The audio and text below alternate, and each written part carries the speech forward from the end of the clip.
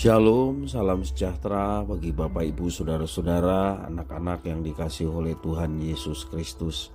Berjumpa kembali bersama saya Pendeta Eka di dalam renungan firman Tuhan pada hari ini, hari Senin 16 Mei 2022.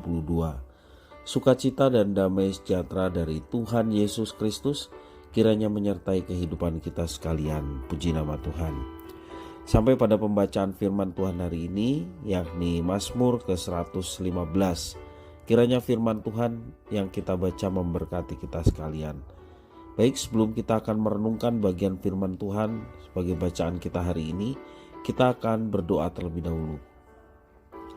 Tuhan Bapa di surga, di dalam Yesus Kristus, kami mengucapkan syukur atas kasih dan pemeliharaan Tuhan pada kami sampai pada hari ini. Dan biarlah boleh kami terus mengalami penyertaan Tuhan, sehingga hidup kami penuh dengan semangat, gairah, dan penuh dengan kebahagiaan. Karena damai sejahtera dan sukacita Engkau yang senantiasa curahkan dalam hidup kami.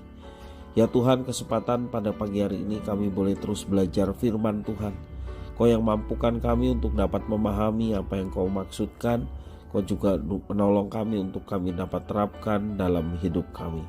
Terima kasih Bapa, terpujilah namamu. Demi nama Tuhan Yesus kami berdoa. Haleluya. Amin.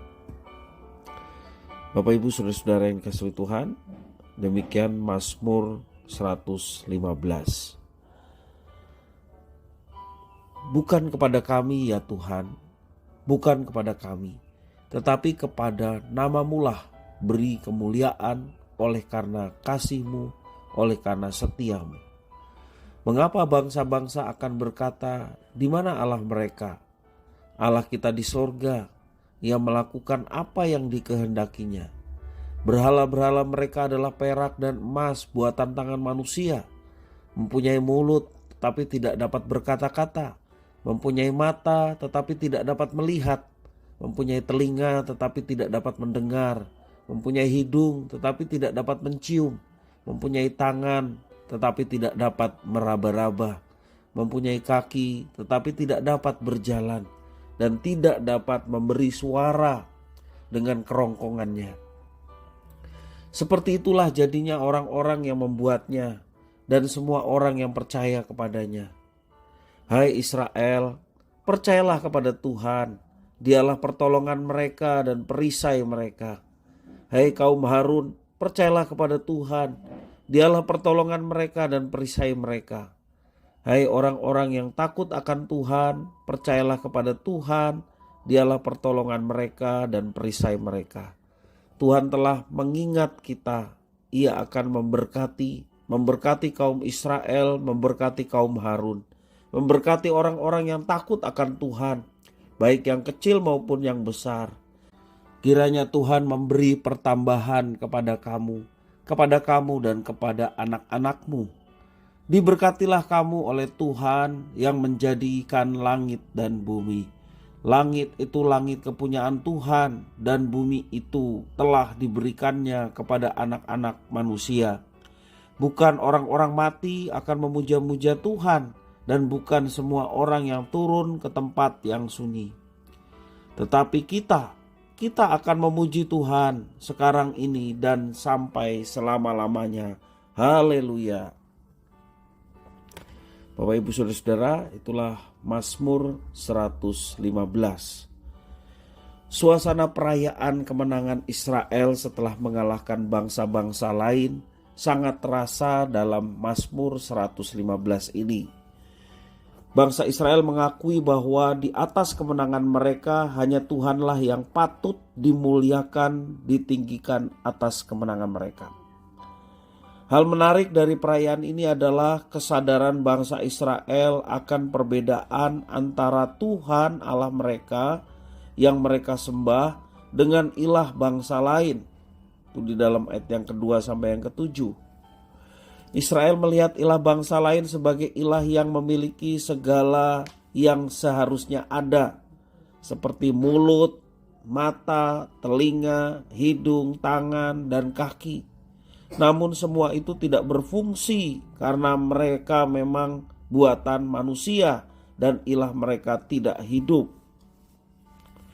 Walaupun dibuat dari bahan terbaik dan dibentuk sempurna, ilah bangsa lain tidak dapat berbuat apa-apa bagi siapapun yang menyembahnya. Itu hanyalah benda yang mati yang tidak dapat bergerak. Sedangkan Tuhan Allah Israel adalah Allah yang sanggup menolong, menjadi pelindung, demikian juga perisai bagi umatnya, dan Allah Israel senantiasa memberkati umat yang hidup, taat dan takut akan Dia.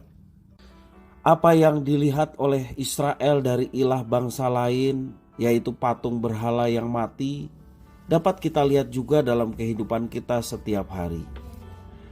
Berhala itu ada karena kita membuatnya, misalnya berupa tumpukan harta kekayaan, berupa gengsi, atau harga diri, bahkan pemujaan terhadap tokoh tertentu.